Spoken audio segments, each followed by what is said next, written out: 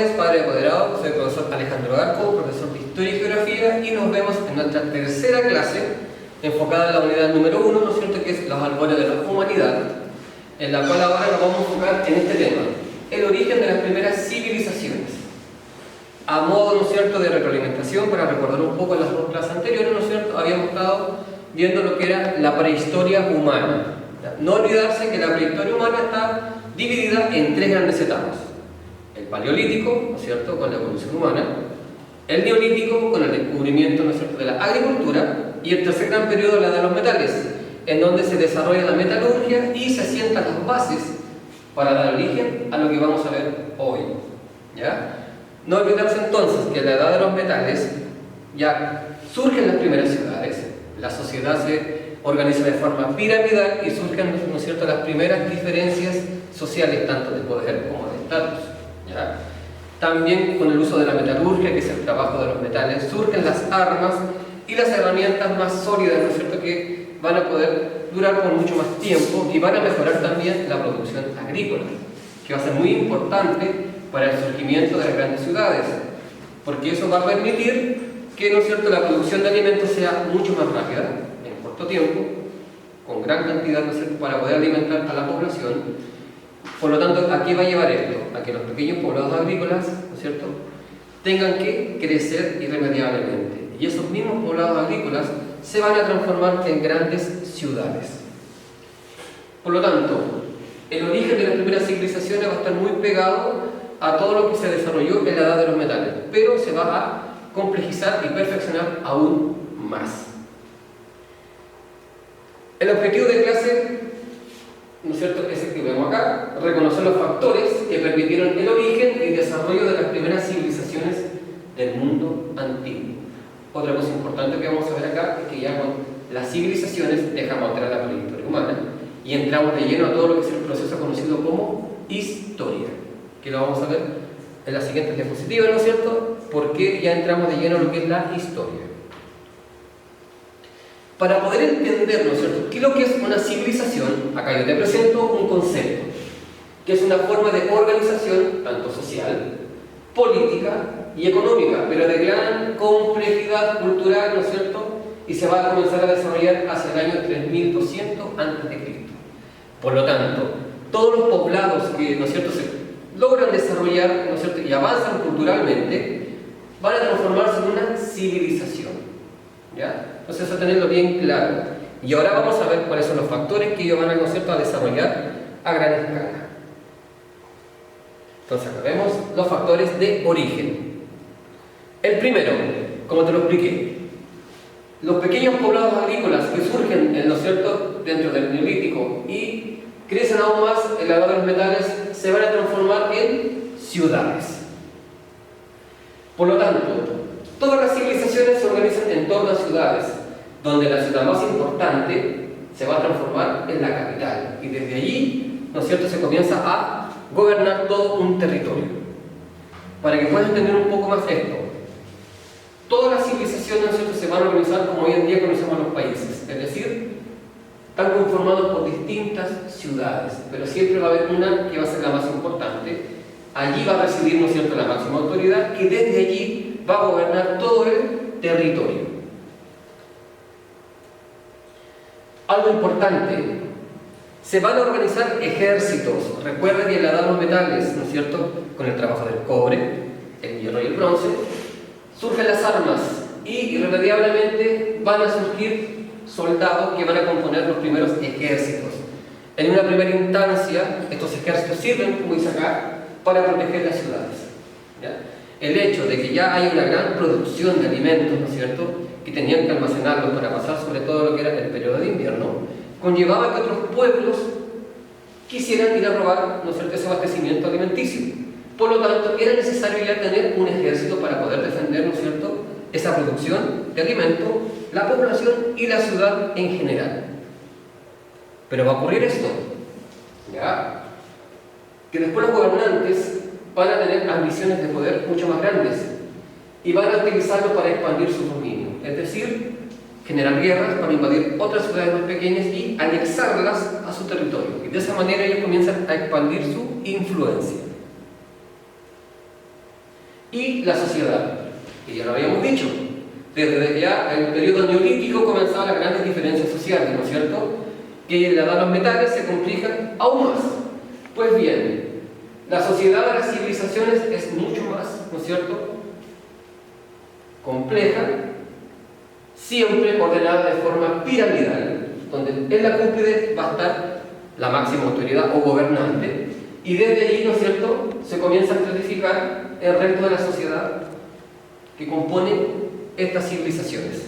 Algo importante, se diferencian a través del poder y el prestigio, pero también a partir de las tareas que van a desempeñar. Es decir, en este caso ahora tenemos una pirámide social egipcia, donde el faraón es la máxima autoridad, siguen los nobles, los soldados, los escribas, que después vamos a ver que ellos tienen una función muy importante cuando estudiamos en el Antiguo Egipto, comerciantes, artesanos, y por primera vez surgen los esclavos.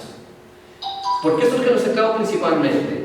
Cuando comienzan estas, ¿no es cierto?, invasiones, ¿ya?, o guerras, todos los pueblos que son derrotados los convierten en esclavos para ellos comenzar a trabajar, principalmente en las tierras de cultivo. Y el resto de la sociedad se encarga, ¿no es cierto?, de trabajar lo que es comercio, artesanía, entre otras grandes cosas que son importantes para el desarrollo de estas civilizaciones. Poder centralizado. ¿Qué significa esto?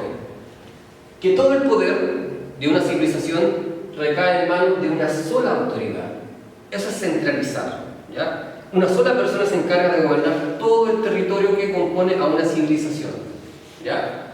Algo importante, es de carácter hereditario. ¿Qué significa esto? Muere un gobernante, asume por herencia de sangre su hijo mayor, y así el poder queda perpetuado dentro de una familia, y a eso le vamos a llamar dinastías reales, ¿ya? Entonces la dinastía real es como un poder, ¿no es cierto?, político encargado de gobernar esta civilización, se perpetúa dentro, ¿no es cierto?, de la cadena sanguínea del padre a hijo y así sucesivamente. Y esto es muy importante. Por primera vez comienza el uso de escritura y contabilidad. Ya comienza acá. Las civilizaciones crean avanzados sistemas de contabilidad que los llevó a la invención de la escritura. Entonces acá hay que tener claro un primer principio. La escritura surge a través de los primeros sistemas numéricos, ¿ya? ¿Por qué es tan importante los primeros sistemas numéricos? Primero que nada, para llevar un control de la población. Si tenemos un ejército, los gobernantes que necesitan saber cuántos hombres habían en todo su territorio. ¿Y por qué tan importantes los hombres? Porque son ellos los que van a integrar los ejércitos para defender todo ese territorio. En segundo lugar, para saber cuánto va creciendo la población y desde allí ver la producción alimenticia que deben generar, ¿ya? Y también para tener un control de inventario, tanto de armas, alimentos, tanto para el consumo como para intercambiar con otras localidades. Y como dice acá, esto ocurre entonces por la necesidad de registrar los movimientos de personas, que es lo que te estoy explicando, poder llevar las cuentas de ingreso y salida de alimentos y productos de intercambio. A través de esa necesidad obligada, entonces, por primera vez surgen los sistemas de escritura y contabilidad. Y acá va a surgir algo muy importante que yo te dije en la primera clase. Se marca un antes y un después en la historia de la humanidad, que es la que vemos acá. Con la invención de la escritura, entonces, dejamos atrás la prehistoria y damos inicio a la historia y a su primer gran periodo, la Edad Antigua. Entonces, es acá donde comienzan a surgir y desarrollarse las grandes civilizaciones del mundo antiguo, es decir, Mesopotamia, la antigua China, Egipto y la India. Y acá tenemos, ¿no es cierto?, los modelos de los primeros tipos de escritura. Acá tenemos la escritura cuneiforme de Mesopotamia, jeroglíficos del Antiguo Egipto, escritura de la antigua China y la escritura, ¿no es cierto?, de la India. Entonces, con estos tipos de escritura ya por primera vez se rompe y se deja atrás, ¿no es cierto?, todo lo que es la prehistoria e iniciamos lo que conocemos hoy en día como la historia, es decir, ya no dibujamos, sino que comenzamos a escribir para dejar registro de lo que sucede. Y por último, lo más importante, todas las civilizaciones se van a ubicar en un río. ¿Ya? ¿Por qué es tan importante ubicarse en un río? Piénsalo un poquito, ¿no es cierto? Pero lo primero que tienes que saber entonces, no olvidarte, todas las civilizaciones se ubican en la llanura de un río. ¿Por qué? Ahora te voy a responder. Para aprovechar sus aguas, tanto para el consumo como también para regar las tierras de cultivo. Si tú necesitas, ¿no es cierto?, crear una producción a gran escala para alimentar tu población, necesariamente necesitas este recurso, agua.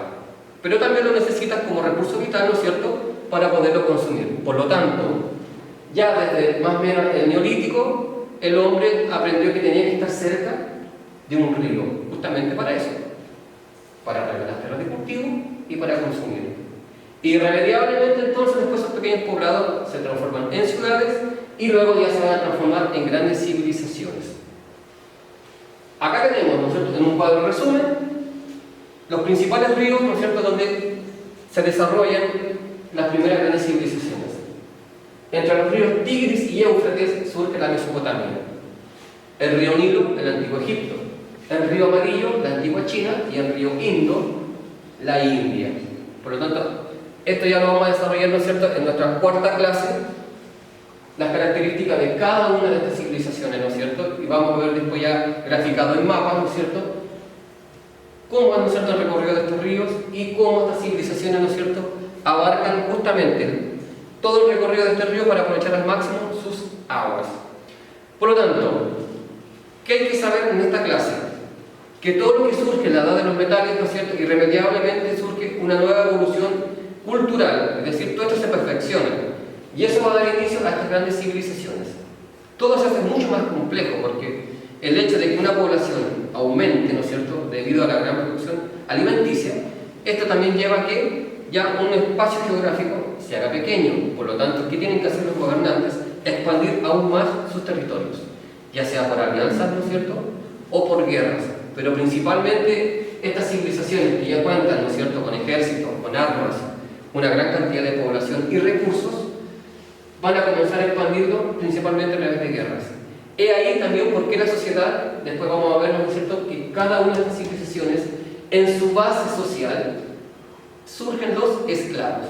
Ellos serán la mano de obra que van a primero que nada construir templos, palacios, ¿no es cierto?, para el caso de Egipto, las pirámides, para el caso de Mesopotamia, los Sigurat, la Gran Muralla China y el Taj Mahal, que son hoy en día las grandes maravillas del mundo antiguo, que todavía existen. De hecho, tú puedes verlas en internet y vas a ver lo maravilloso y bello que son las construcciones que dejaron ellos. Pero lamentablemente todas esas construcciones fueron hechas por la población esclava, ¿ya? Y justamente ellos surgen a través de esa gran expansión territorial que comienzan a hacer estas civilizaciones. Bien, jóvenes, espero que te haya quedado claro, ¿no es cierto?, cada uno de los factores. Ninguno puede faltar para poder conformar una civilización. He ahí por qué te presenté cada una de ellas. Todas son importantes. Si falta una, obviamente no podían haber desarrollado estas civilizaciones que vamos a ver en una siguiente clase, que son estas cuatro que tú puedes ver acá en este cuadro resumen. Por lo tanto, nos estaremos viendo en una cuarta clase para ver cuáles son las características de todas estas civilizaciones que tú ves en este cuadro resumen. Nos estaremos viendo en una siguiente clase. Adiós.